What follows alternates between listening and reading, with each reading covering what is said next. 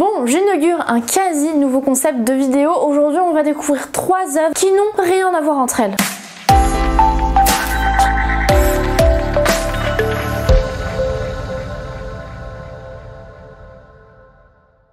Et yo tout le monde, c'est Rocky Manga, j'espère que vous allez bien et aujourd'hui on se retrouve dans une nouvelle vidéo bilan lecture mais qui change un peu parce qu'aujourd'hui j'avais un peu de temps donc je me suis dit on va découvrir ces 3 nouveaux mangas que j'ai dans ma mangatech et je vous ferai mon avis juste après. Et le premier manga qu'on va se lire n'est d'autre que le tome 1 de Shigurui, enfin le tome 1 que dis-je, les 2 premiers tomes. C'est clairement une édition double, hein. Le manga est magnifique et c'est un petit manga de samouraï. Et vous-même si vous me suivez en ce moment vous avez peut-être marre d'entendre cette phrase mais en ce moment je suis dans mon air samouraï, je suis à fond dedans. Donc let's go, on va se lire le tome 1. Bon, je suis revenue, j'avais lu le tome 1 en off et que dire, les dessins sont magnifiques, mais un peu trop pour ça quoi. Si, j'ai bien compris toute l'histoire parce qu'à mon avis, il me falloir une petite deuxième relecture parce que le manga est très riche, pas en informations parce qu'en fait il y a beaucoup de combats, mais l'histoire est un petit peu dure à comprendre, mais c'est peut-être parce que c'est basé sur des faits réels. Alors je ne sais pas si l'histoire est 100% réelle ou si ça a été un peu romancé ou beaucoup romancé comme à la Innocent, mais en tout cas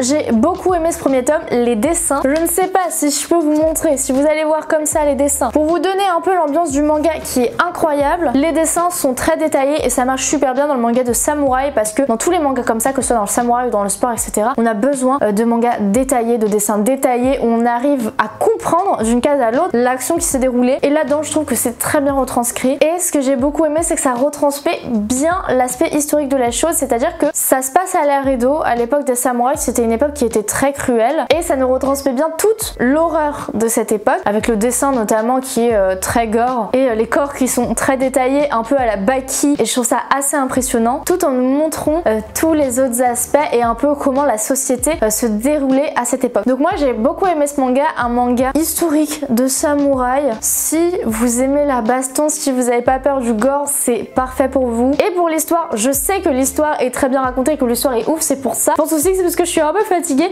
j'ai pas tout compris l'histoire donc personnellement je vais me le relire juste après, histoire d'avoir bien tous les tenants et les aboutissants de l'histoire pour continuer à vous en parler parce que je dois vous avouer que je comprends pourquoi les gens disent que c'est un des meilleurs mangas de samouraï, je l'ai trouvé excellent. Bon, est-ce qu'on partirait pas dans un truc qui n'aurait absolument rien à voir parce que le but de cette vidéo, je vous le rappelle, c'est de découvrir 3 mangas qui n'ont absolument rien à voir ensemble. Et le prochain tome, c'est le tome 1 de To Your Eternity. Je vais lire et on se retrouve juste après. Ok, les gars, il se passe vraiment beaucoup de choses dans ce tome 1. C'est fou qu'il se passe autant de choses dans ce petit truc. Là, on est plus dans un manga fantastique parce que on va se retrouver dans un petit village. C'est l'histoire d'une petite sphère qui est un peu magique, on ne sait pas d'où elle vient, qui tombe du ciel. Et en fait, cette sphère, elle va évoluer un peu comme une IA aujourd'hui. Elle va évoluer au fur et à mesure des choses qu'elle va rencontrer et qui vont la stimuler. Donc au début, on voit un peu tout son développement et tout, ça s'est accéléré, mais c'est assez mignon. Au début, c'est une petite cellule, etc. Jusqu'à ce qu'elle devienne un loup et qu'elle rencontre un jeune homme. Et en réalité, ce jeune homme, il se retrouve seul à son village parce que tous les autres personnes de son village sont partis explorer au-delà de l'ère glaciaire pour essayer de trouver d'autres choses pour survivre et ils ne sont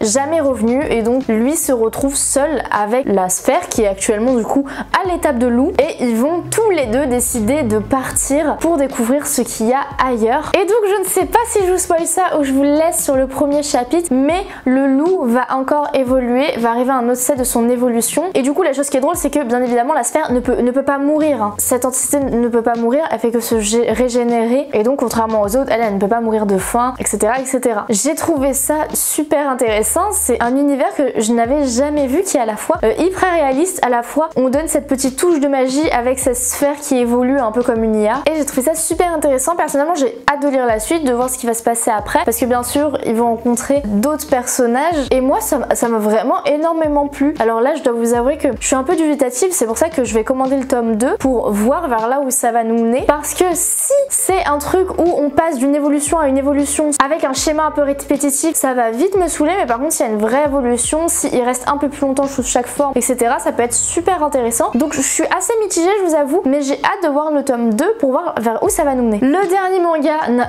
absolument rien à voir, c'est Adabana, c'est un thriller policier. Celui-là je l'ai déjà lu et je vais vous en parler. Les gens m'avaient vendu du rêve, mais je dois vous avouer que pareil, ça m'a un peu fait ni chaud ni froid. Dans le sens où là, il y a eu beaucoup de cliffhanger à la fin, mais je n'ai pas forcément envie d'avoir la suite. Putain, vous allez me trouver trop aigri dans cette vidéo, c'est pas du tout mon style, mais c'est vrai que Shigurui a un univers qui a l'air assez dur à comprendre, et c'est peut-être dû que c'est basé sur des faits historiques, et du coup il y a beaucoup de détails qu'il faut retenir, et que To Your Eternity, il se passe tellement de choses dans ce tome 1 qu'il me faut absolument la suite pour vous dire vers où ça va aller et si ça tourne vers le bon ou dans le moins bon. Et Adabana, pour le coup, c'est un thriller policier qui ne m'a pas du tout tenu en haleine, donc l'aspect thriller n'était pas vraiment là. Mais c'est fini en 3 tomes, donc je pense que je vais acheter les 3 tomes pour vous dire ce que j'en ai pensé. Et on va tout simplement se retrouver dans un petit village où il y a eu un meurtre, où une jeune fille a été retrouvée morte, et c'est sa meilleure amie qui se dénonce pour son meurtre. Mais du coup, vous vous en doutez, on va se retrouver dans la salle d'interrogatoire où les policiers vont l'interroger, lui demander de nous raconter ce qui s'est passé, et elle va rester un peu vague sur la manière dont elle est morte, etc. Et donc tout porte à croire que c'est peut-être pas elle qui l'a tuée, mais du coup pourquoi elle s'est dénoncée à la place du vrai tueur? Est-ce que c'était pour protéger quelqu'un? Qu'est-ce que sa meilleure amie avait à cacher? C'est un peu toutes ces questions qui doivent nous tenir en haleine dans Adabana, et personnellement ça n'a pas eu l'effet escompté, c'est-à-dire que j'étais en mode ouais, je suis peut-être aigrie, mais j'étais en mode bah je t'avoue que je m'en fous un peu de qui l'a tué. Est-ce que c'est parce que, et je pense que ça joue aussi, que ça fait très longtemps que j'ai pas lu mais regardé beaucoup de thrillers, enquêtes, etc., que c'est un style que j'aime beaucoup? Est-ce que c'est parce que j'ai fait le tour de ce style et que actuellement ça ne me fait ni chaud ni froid? C'est ça aussi, c'est pour ça que je vous donne aussi mon aspect critique, que je vous raconte ce qu'il y a à l'intérieur pour que vous donnez envie de le lire, même si moi ça ne m'a pas tenu en haleine. Je pense que y a de quoi, et je pense que ça peut intéresser beaucoup d'entre vous. Mais voilà, je pense que j'ai fait le tour du style, que ce soit en roman, en série, en film ou en manga. Je pense que j'ai fait le tour de ce genre, et donc voilà pourquoi moi personnellement ça ne me fait ni chaud ni froid, mais j'espère que ça ne vous refroidira pas. Non les gars, j'aime pas trop cette vidéo, je suis un peu trop aigrie, mais dans l'ensemble c'est de très bonnes découvertes. Donc Shigurui, j'ai hâte de le relire pour avoir toutes les informations dont j'ai besoin pour vraiment apprécier l'œuvre. To Your Eternity, et ben écoutez, j'ai hâte pour le coup de lire la suite pour voir ce que ça va donner dans le futur. Et Adabana, je finirai cette série pour vous dire si c'est réellement un bon thriller, si ça vaut le coup, mais ayant fait un peu le tour de style, je peux vous dire que c'est un très bon manga. C'est juste que personnellement j'ai pas eu le déclic, mais pourquoi pas, à voir si vous ça vous plaît. En fait je pense que c'est un peu aussi qu'on m'a survendu Adabana quoi, tout le monde m'a dit waouh la dinguerie de l'année, la dinguerie de l'année, non mais bon, ça reste bien. Enfin bref les amis, merci à tous d'avoir regardé cette vidéo. N'hésitez pas à me dire en commentaire si vous voulez que je fasse plus de vidéos comme ça. Pourquoi pas comparer par exemple différents mangas de samouraï, différents shonen neketsu. N'hésitez pas à me dire le prochain thème que vous voulez voir en commentaire, ça me ferait super plaisir de vous faire ce genre de vidéo. En tout cas moi comme d'hab je vais vous partager une petite astuce si vous ne l'avez pas eu. En fait sur Rakuten, en vous inscrivant au club R, avec ce code là vous pouvez avoir moins 10 € des 20 € d'achat. Je précise, il faut bien s'inscrire au club R, c'est totalement gratuit bien sûr, il faut juste mettre son mail, mais voilà, moins 10 € des 20 € d'achat, je pense que ça vaut le coup, donc n'hésitez pas à utiliser mon petit code, et moi je vais vous dire à très bientôt dans de prochaines vidéos. Bye bye.